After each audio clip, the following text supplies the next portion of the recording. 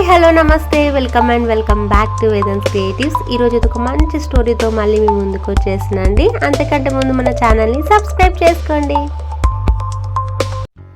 ఈ story name వచ్చేసి చెట్టు నేస్తాలు.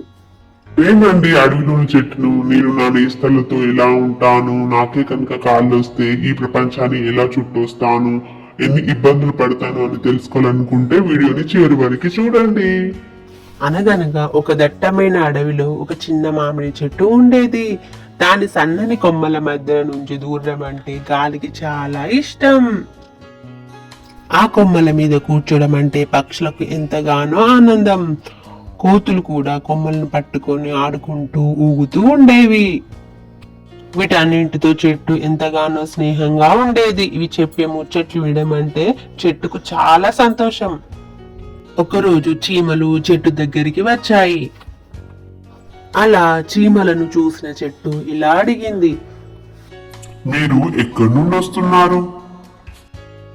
అప్పుడు చీమలు ఇలా సమాధానం చెప్పాయి, మేము ఆహారం కోసం బయటికి వెళ్ళాము. వచ్చేది వానాకాలం కాబట్టి ఆహారాన్ని సంపాదించుకొని ఇలా వస్తున్నాము. అంతలోనే అక్కడికి పక్షులు వచ్చాయి. అప్పుడు చెట్టు మళ్ళీ ఇలా అడిగింది, మీరు ఎక్కడికి వెళ్ళొస్తున్నారు? చెట్టు అలా అడగగానే పక్షులు ఇలా సమాధానం చెప్పాయి, నేను నా గూడును నిర్మించుకోవడానికి కోసం కట్టెలు గడ్డి పుల్లలను ఏరుకొని వస్తున్నాను. ఇంకొక పక్షి ఇలా అనింది, ఆహారం కోసం నేను తిరగని చోట అంటూ లేదు. చివరికి నాకు ఒక పాప కొన్ని గింజలను ఇచ్చింది అని పక్షి సంబురంగా చెప్పింది. ఇంతలో అక్కడికి కోతులు వచ్చేసాయి. కోతులను చూసిన చెట్టు మళ్ళీ అదే ప్రశ్న వేసింది, మీరు ఎక్కడి నుండి వస్తున్నారు అని. అప్పుడు కోతులు చెట్టుకు ఇలా సమాధానం చెప్పాయి, మేము ఈ రోజు గుడికి వెళ్ళాము. అక్కడ మాకు కొబ్బరి ముక్కలు అరటి పండ్లు దొరికాయి. అలా దారిలో వస్తుంటే మాకు జామ పండ్ల తోట కనిపించింది. అక్కడ జామకాయలు కోసుకొని తిన్నాము. అలాగే వస్తుంటే అక్కడ టోపీలు అమ్మే అతను కనిపించాడు. అతని దగ్గరున్న టోపీలను ఎత్తుకొని వస్తున్నాము. అప్పుడు మామిడి చెట్టు ఇలా అంది, మీరు భలే గమ్మత్తుగా మాట్లాడుతున్నారండి. మీరు చేసే గమ్మత్తు పనులకు నాకు చాలా నవ్వొస్తుంది. అలా చెప్పగానే అంతలోనే అక్కడికి ఉడత వచ్చింది. ఆ ఉడతను చూసిన చెట్టు ఇలా అంది, ఇంతకీ మీరెక్కడి నుండి వస్తున్నారండి? అలా అడగగానే ఉడత ఇలా సమాధానం చెప్పింది, ఊళ్ళో పిల్లలకి ఉసిరికాయలు తెంపించాను. అలాగే నేను కూడా తిన్నాను. అవి చాలా భలేగా అనిపించాయి నాకు అంటూ ఉడతలు చెట్టుకు సమాధానం చెప్పాయి. తన ఫ్రెండ్స్ అందరూ వెళ్ళిపోయాక చిన్న మామిడి చెట్టుకు చాలా బాధేసింది. అప్పుడు తను ఇలా అనుకుంది, నేను ఎప్పుడు ఎక్కడికి పోలేను, ఎప్పుడు ఒకే చోట ఉండాలి అంటూ ఏడుస్తుంది ఆ చెట్టు. అప్పుడు అక్కడే ఉన్న పెద్ద చెట్టు ఇలా అంది, ఎందుకే ఏడుస్తున్నావు? ఊరుకో, మనం చెట్లం ఒక చోట నిలబడి నిలకడగా నిటారుగా నిలిచి ఉంటాము. మనం పక్షులకు, ఉడతలకు, కీటకాలకు ఇంకా అనేక జీవులకు నివాసాన్ని కల్పిస్తాము. మనం ఇలా ఒక చోట నిలిచి ఉండకపోతే కాయలు పండ్లు ఎలా భరిస్తాం? మనం భూమిని పట్టుకొని ఉండకపోతే మట్టి కొట్టుకుపోదా అన్నది ఆ పెద్ద చెట్టు.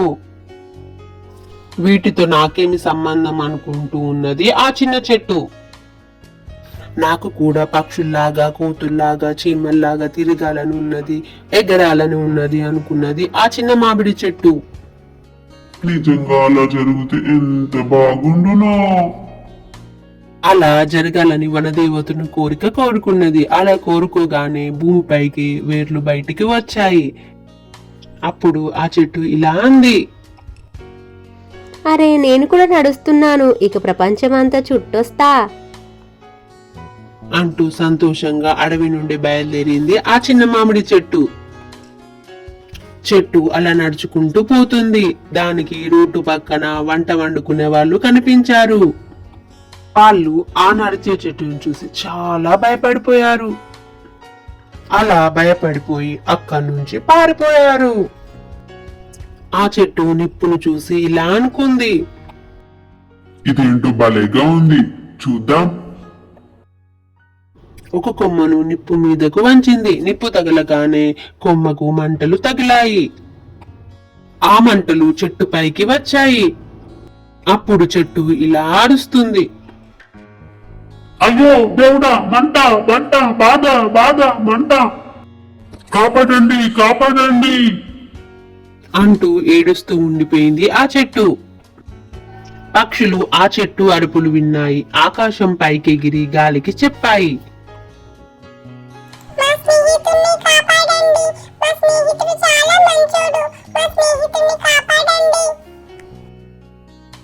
అంటూ గాలిని వేడుకున్నాయి ఆ పక్షులు. గాలి దబదబా పోయి ఒక మేఘాన్ని అటు దిక్కు తెచ్చింది. దానితో మబ్బులు వచ్చి వాన కురవడం మొదలైంది. వర్షం కురవగానే మంటలు ఆరిపోయాయి. అప్పుడు చెట్టు ఇలా అంది, అమ్మయ్య, బాధ తగ్గిపోయింది. అంటూ ముందుకు వెళ్ళింది ఆ చెట్టు. దాని కొమ్మలు బాగా కాలిపోయాయి. దాని అందం కూడా తగ్గిపోయింది. అట్లా నడుస్తూ నడుస్తూ ఆ చెట్టు చిల్లపల్లి అనే గ్రామానికి చేరుకుంది. జీవితంలో అది ఇంతవరకు ఊరు ఎలా ఉంటుందో చూడలేదు. అందుకని అది ఆశ్చర్యంతో అట్లా చూస్తూనే నిలబడిపోయింది. కట్టెలు కొట్టుకునేవారు నడుస్తున్న చెట్టును చూస్తున్నారు. ఆ చెట్టు దగ్గరికి వచ్చి దాని కొమ్మలను కోస్తున్నారు. అలాగే దాని పండ్లను కూడా తెంపుతున్నారు. అప్పుడు చెట్టు ఇలా అరుస్తుంది, అయ్యయ్యో, ఎవరైనా వచ్చి నన్ను కాపాడండి కాపాడండి అంటూ చెట్టు అరుస్తూ ఉంది. ఆ అరుపులను గండు చీమలు విన్నాయి. అవి వెంటనే బయటికి వచ్చి కట్టెలు కొట్టుకునే వారిని కరిచాయి. వాళ్ళు భయపడి అక్కడి నుంచి పారిపోయారు. చిన్న మామిడి చెట్టు తన రూపం తాను చూసుకుంటూ చాలా బాధపడింది. అయ్యో, నేనేంటి ఇలా తయారయ్యాను, చూస్తుంటే చాలా బాధగా ఉంది. మీరు నన్ను కాపాడినందుకు ధన్యవాదములు అంటూ ఆ చెట్టు బయలుదేరింది. దారిలో దానికి దాహంగా అనిపించింది. ఇంకా ఆకలి కూడా వేసింది. కానీ దాని ఆకలిని తీర్చేవారు ఎవరూ లేరు. చెట్టు బాధతో ముందుకు సాగింది. రోడ్డు మధ్యలో నడుస్తున్న చెట్టును చూసి అందరూ తికమకపడ్డారు. చెట్టును తప్పించే ప్రయత్నంలో కార్లు బండ్లు ఒకదానికొకటి గుద్దుకున్నాయి. ఇంతలోనే ఆ చెట్టు దగ్గరికి పోలీస్ అతను వచ్చాడు. చెట్టు రోడ్డు మీద నడవరాదు అంటూ తాను చేయి పట్టుకొని లాగాడు. వెంటనే ఆ చెట్టు ఇలా అంది, అయ్యో అయ్యో, ఎవరైనా సహాయం చేయండి, నన్ను కాపాడండి అంటూ ఆ చిన్న చెట్టు గట్టిగా ఏడ్చింది.